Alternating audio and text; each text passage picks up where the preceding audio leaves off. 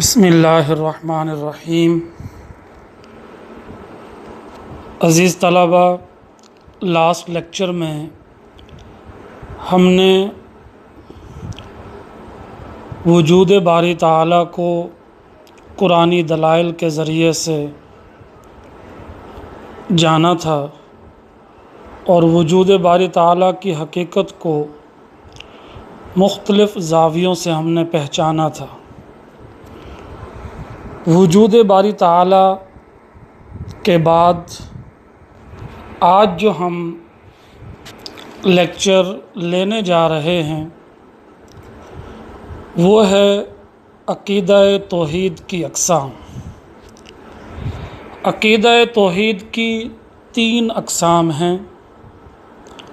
توحید فی الذات، اللہ تعالیٰ کی ذات میں یکتائی کا مفہوم۔ توحید فی الصفات، اللہ تعالیٰ کی صفات میں یکتائی کا مفہوم۔ اور تیسرا ہے توحید فی الافعال، اسے ہم صفات کے تقاضوں میں توحید بھی کہہ سکتے ہیں، یعنی جو افعال اور امور اللہ تعالیٰ نے سر انجام دیے ہیں وہ اس کائنات میں کسی انسان کے بس کی بات نہیں ہے، جیسے زمین و آسمان کی پیدائش۔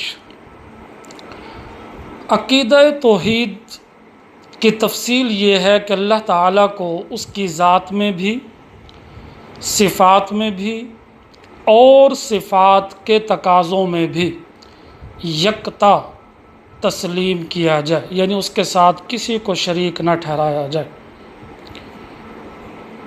عزیز طلبہ، توحید کی 3 اقسام میں سے پہلی قسم آپ کی بک کے پیج نمبر 3 پر ذات و صفات باری تعالیٰ کے عنوان سے جو دوسری لائن ہے اس میں باقاعدہ واضح طور پر یہ مفہوم سمجھا دیا گیا ہے، لکھ دیا گیا ہے اور یہ ڈیفینیشن بتا دی گئی ہے۔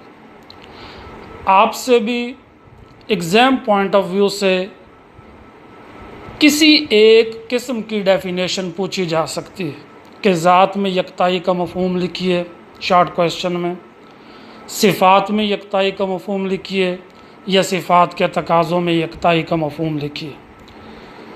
تو سب سے پہلے توحید فی الذات یا ذات کی یکتائی کا مفہوم، اس کی ڈیفینیشن کی طرف جاتے ہیں۔ ذات کی یکتائی کا مفہوم یہ ہے کہ اللہ تعالیٰ کی ذات اور حقیقت میں کوئی دوسرا فرد حصے دار نہیں، لہٰذا اس کی کوئی برابری نہیں کر سکتا اور نہ ہی اس کا کوئی باپ یا اولاد ہے، کیونکہ باپ اور اولاد کی حقیقت ایک ہی ہوتی ہے۔ جب اللہ تعالیٰ کی حقیقت میں کوئی شریک نہیں تو نہ اللہ تعالیٰ کسی کا بیٹا بیٹی ہے اور نہ اس کا کوئی بیٹا بیٹی ہے۔ یہاں سے اللہ تبارک و تعالیٰ نے سورہ اخلاص نازل کر کے اس بات کو واضح کر دیا کہ اللہ تعالیٰ اپنی ذات میں اور اپنی حقیقت میں یکتا واحد ہے۔ ارشاد باری تعالیٰ ہے، قل فرما دیجئے، هو اللہ احد، وہ اللہ ایک ہے، اللہ الصمد، اللہ بے نیاز ہے۔ عزیز طلبہ، یہ جو جملہ ہے کہ اللہ بے نیاز ہے، کس چیز سے بے نیاز ہے؟ ہر اس چیز سے بے نیاز ہے جو انسان سوچتا ہے۔ حدیث قدسی میں ملتا ہے کہ اگر اس کائنات میں سارے انسان اللہ کی عبادت اور بندگی کرنے لگ جائیں، کوئی ایک بھی نافرمان نہ رہے، سارے کے سارے اس کے فرما بردار بن جائیں، تب بھی وہ اللہ تعالیٰ کی بادشاہت میں ذرہ برابر بھی اضافہ نہیں کر سکتے، کیونکہ اللہ بے نیاز ہے، اللہ ان چیزوں سے بے پرواہ ہے۔ اگر اس کائنات میں سارے انسان اللہ تعالیٰ کی نافرمانی اور کفر کرنے لگ جائیں، کوئی ایک بھی اللہ کا فرما بردار نہ رہے، تو حدیث قدسی میں آتا ہے کہ وہ اللہ تعالیٰ کی بادشاہت میں ذرہ برابر بھی کمی نہیں کر سکتے۔ تبھی اللہ تبارک و تعالیٰ نے ذات میں یکتائی کے مفہوم سمجھاتے ہوئے فرمایا وہ اللہ ایک ہے، اللہ بے نیاز ہے، لم یلد ولم یولد، نہ اس کی کوئی اولاد ہے نہ وہ کسی کی اولاد ہے، ولم یکن لہ کفوا احد، اور نہ کوئی اس کے برابر ہے۔ توحید فی ذات، اس کی ڈیفینیشن، اس کی اگزامپل سمجھ لینے کے بعد نیکسٹ ہے توحید کی دوسری قسم، توحید فی الصفات، یا صفات باری تعالیٰ کی یکتائی کا مفہوم۔ وہ یہ ہے کہ اللہ تعالیٰ ایسی صفات کاملہ کا مالک ہے جو کسی اور فرد میں موجود نہیں۔ وہ اپنے علم میں، قدرت میں، ارادے میں، سمع سننے میں، بصر دیکھنے میں، غرض ہر صفت میں، ہر خوبی میں یکتا اور بے مثل ہے۔ یہاں انسان تھوڑا سا بھٹک جاتا ہے، ٹھٹک جاتا ہے، یا شک و شبہ کا شکار ہو جاتا ہے کہ اللہ تعالیٰ بھی سمیع ہے اور انسان بھی سمیع ہے، سننے والا۔ اللہ تعالیٰ بصیر ہے، دیکھنے والا، انسان بھی بصیر دیکھنے والا۔ اللہ تعالیٰ علیم، جاننے والا، انسان بھی اپنی بساط کے مطابق علیم جاننے والا ہے۔ لیکن نہیں، عزیز طلبہ، اللہ تعالیٰ کی صفات میں اور انسانی صفات میں فرق کو ملحوظ خاطر رکھنے کے لیے تین باتوں کو سامنے رکھیں تو ہمیں اللہ تعالیٰ کی صفات کی یکتائی کا مفہوم واضح ہو جائے گا کہ وہ اپنے صفات میں یکتا اور بے مثل ہے۔ کیسے؟ نمبر ایک، اللہ تعالیٰ کی صفات لا محدود ہیں، یعنی وہ صرف جہاں تک نگاہ جاتی ہے وہاں تک نہیں، ہر چھپی ہوئی چیز کو بھی دیکھ سکتا ہے۔ جب کہ ہم کسی بند کمرے میں بیٹھے ہوں تو ہم دیوار کی دوسری طرف نہیں دیکھ سکتے۔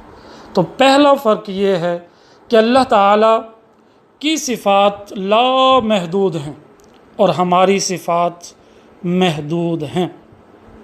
دوسرا فرق یہ ہے کہ اللہ تبارک و تعالیٰ کی صفات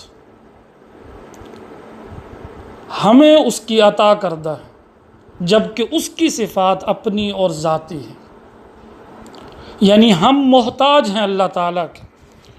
وہ جس وقت چاہے، جب چاہے، ہم سے قوت سماعت، قوت بصر دیکھنے کی صلاحیت، قوت گویائی بولنے کی صلاحیت چھین سکتا ہے، روک دیتا ہے۔ لیکن اللہ تعالیٰ کسی کا محتاج نہیں، اس کی یہ تمام صفات اپنی اور ذاتی، اس پر کسی کی کوئی قدرت، کوئی بات اثر نہیں کر پائے گی، بلکہ اس کی ذاتی اور اپنی صفات ہے۔ تیسرا فرق یہ ہے کہ ہماری صفات عارضی ہیں، جبکہ اللہ تعالیٰ کی صفات دائمی اور قدیمی، یعنی ہماری صفات جو ہیں وہ تھوڑی دیر کے لیے، جب تک ہم زندہ ہیں، جب تک ہم جاگ رہے ہیں، ہم دیکھ رہے ہیں، ہم سن رہے ہیں۔ جیسے ہی ہم نیند کی آغوش میں جاتے ہیں تو ہم قوت سماعت سے، قوت بصر سے، قوت گویائی سے خاموش ہو جاتے ہیں۔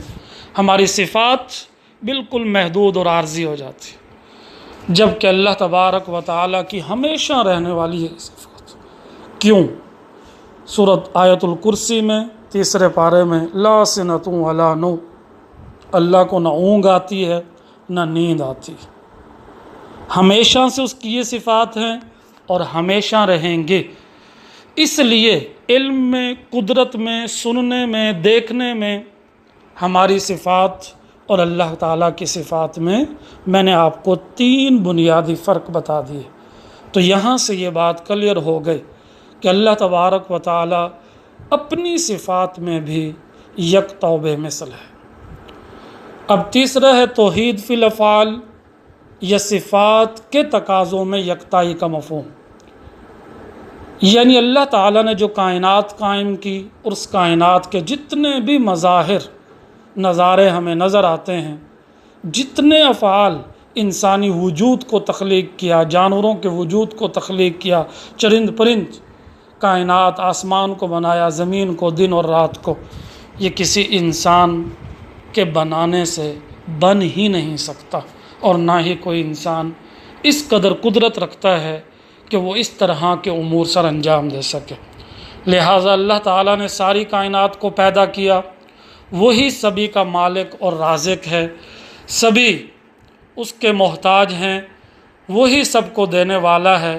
لہٰذا تمام مخلوق پر لازم ہے کہ وہ اپنے خالق و مالک، پیدا کرنے والے، مالک ملکیت رکھنے والے، قدیرن قدرت رکھنے والے، علیمن پوری طرح علم رکھنے والے، پروردگار پالنے والے کی عبادت اور بندگی بجا لائیں، اور اس بندگی میں، اس عبادت میں کسی دوسرے کو شریک نہ بنائیں اور اس کے سوا کسی دوسرے کی عبادت نہ کریں۔